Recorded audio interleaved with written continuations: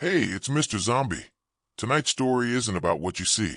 It's about what the cameras see when you're not watching. Sometimes, the screen catches things that don't belong. Movements that never happened, people who were never there. This story comes from a night guard who worked a late shift at a quiet supermarket. He thought the cameras were broken. He was wrong. The Security Feed, terrifying night shift horror story, Mr. Zombie. I've been a night security guard for 6 years. Mostly quiet places, small supermarkets, storage units, parking garages. You get used to the silence. You start to crave it, even. That's why I liked the Maple Avenue Supermart. One long aisle, 6 cameras, and a single exit light that never turned off. It was predictable. Until last month. It started with camera 4. That one always faced the frozen section, long row of glass doors, the kind that reflect more than they reveal. At exactly 2:13 a.m., the screen blinked. Static for half a second. Then the image came back, but the timestamp didn't move. It froze. Only for a second. But long enough for me to notice something that hadn't been there before. A person. Standing at the far end of the aisle. Still as a mannequin. Back turned to the camera. I grabbed the radio. "Anyone in aisle 4? I asked. Silence. No customers, no cleaners, just me and the hum of the lights. When I looked again, the figure was gone. I rewound the feed, frame by frame. He didn't walk away. He didn't vanish. He just wasn't there anymore. One frame he existed. The next, nothing. I tried to convince myself it was a glitch. Old cameras do that sometimes. But then, at 2:14, another feed blinked, camera 2, near the front registers. And there he was again. Same back. Same black jacket. Same stillness. By 3 a.m., I couldn't stop watching. The man would appear on random feeds, always standing still, always facing away. Never moving on screen. Only showing up after the static. When the fog rolled in outside, I saw the reflection of the monitors on the glass wall in front of me. Tiny boxes of movement and noise. Except one of them wasn't noise. Feed 5, the entrance cam. It showed the man standing right outside the glass doors. I leaned closer to the monitor, squinting. He wasn't moving.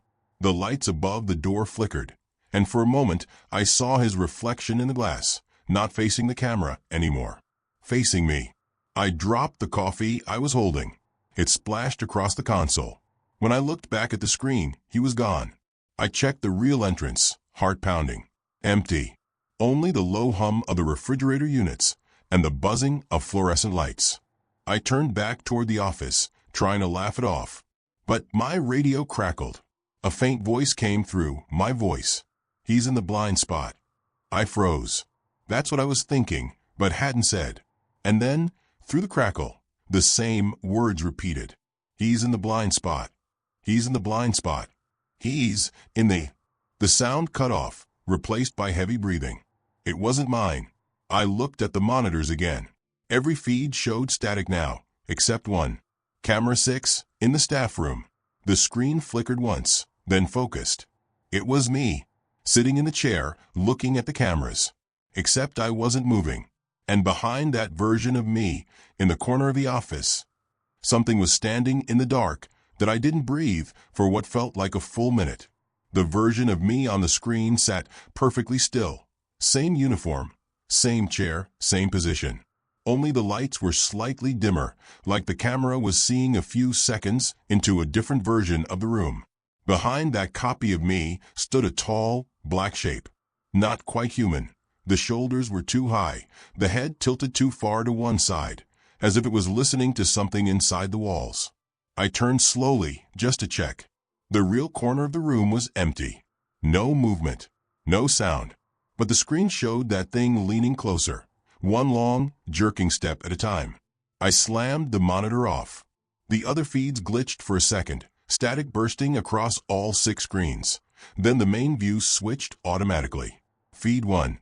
Parking lot. Someone was standing in the dark beside my car. They weren't moving, just standing there, one hand pressed flat against the driver's window, their head tilted at the same crooked angle. I ran to the back door, yanked it open, and the freezing air hit me. Empty lot. Just the soft hum of the vending machine and a flickering light. My car sat where I left it, untouched. When I got closer, I saw fingerprints on the glass, 5 of them, melted into the frost. They weren't mine. Too long. Too thin. I went back inside and locked every door. The monitors were black now. All except camera 4. The frozen aisle again. Only this time, there were 2 figures. One of them was the man in the jacket. The other was me. At first I thought it was just old footage, maybe a recording from an earlier shift. But then the timestamp blinked. Live 3:26 a.m.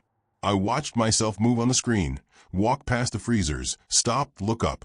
But I hadn't left the office. I was right there, watching it happen. I leaned closer, trying to understand what I was seeing. The me on the screen turned around slowly, until he was staring directly into the camera. He smiled. And right behind him, the man in the jacket lifted his hand and pressed it against the glass door. For a moment, it looked like his hand was inside the reflection, pressing from the other side. The office lights flickered. The air felt thicker, heavy like smoke.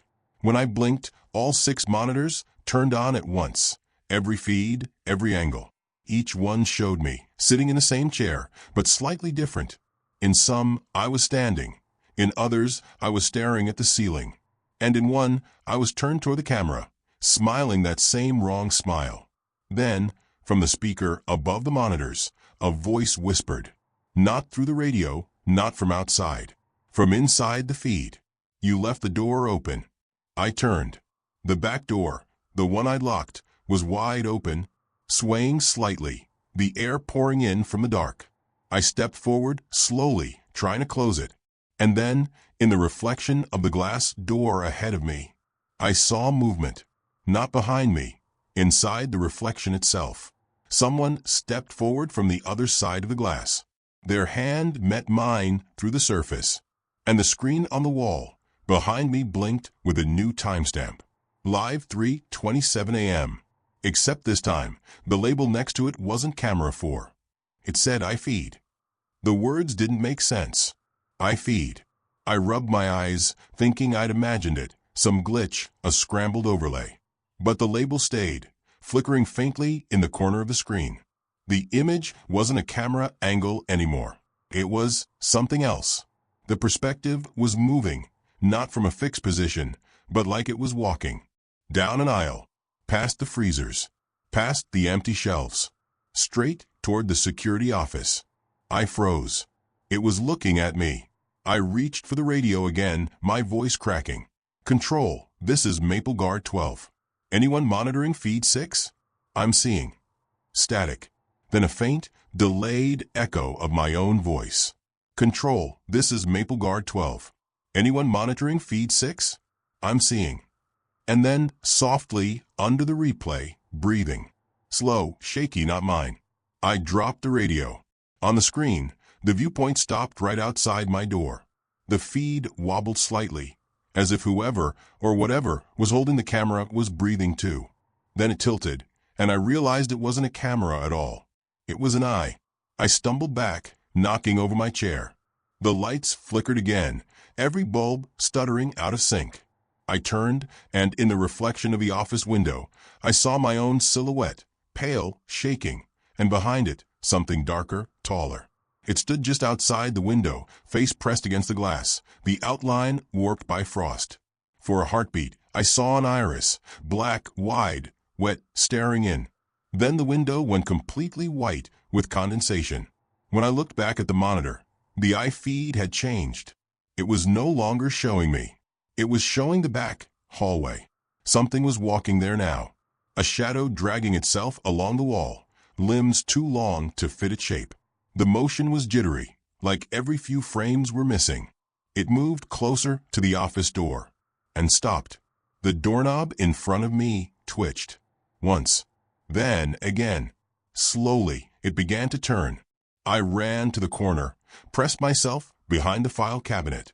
The monitor still glowed faintly, and through the static I could hear sound leaking from it, the creak of the hinges, the shuffle of something entering. Then silence. I waited. Nothing. My own heartbeat was the only sound. I crawled forward inch by inch until I could see the doorway. Empty. I stood up, trembling, exhaling hard. But when I turned to look at the monitor, it wasn't showing the hallway anymore. It was showing me, standing, in front of the screen. I looked at my reflection in the glass. My lips weren't moving, but on the monitor, they were. The me on the screen leaned forward, whispering something. I couldn't hear it at first. I leaned closer, squinting. Then the volume spiked, filling the room with a hoarse whisper.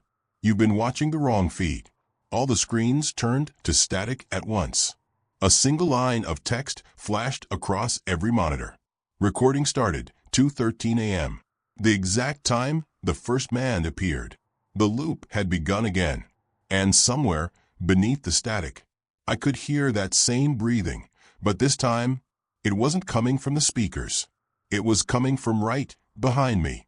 I didn't turn around. Every instinct screamed at me to run, to shut off the monitors, to do something. But I couldn't move. The sound behind me wasn't footsteps. It was slow, wet breathing, as if something was learning how to inhale. The air grew thick, colder than before. My breath fogged in front of me, but the screens kept flickering. Then, from the static, a picture formed again, faint, ghost-like.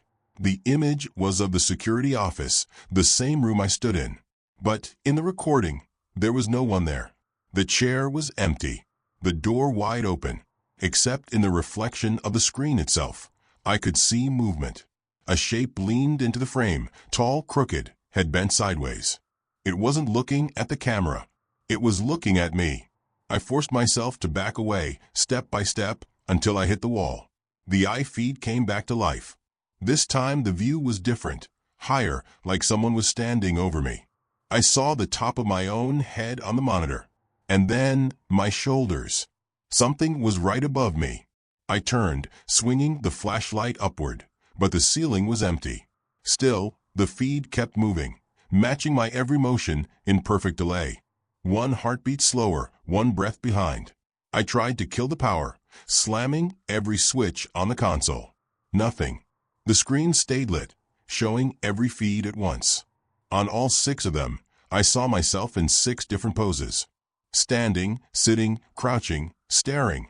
But the one in the middle, on feed 3, was smiling again. Then his mouth opened wide, far wider than mine ever could. From the speakers, I heard my own voice, distorted and low. Playback complete. The lights went out. Only the glow of the screens remained.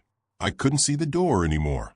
The static pulsed like a heartbeat, and with every flicker, the figure in the reflection moved closer.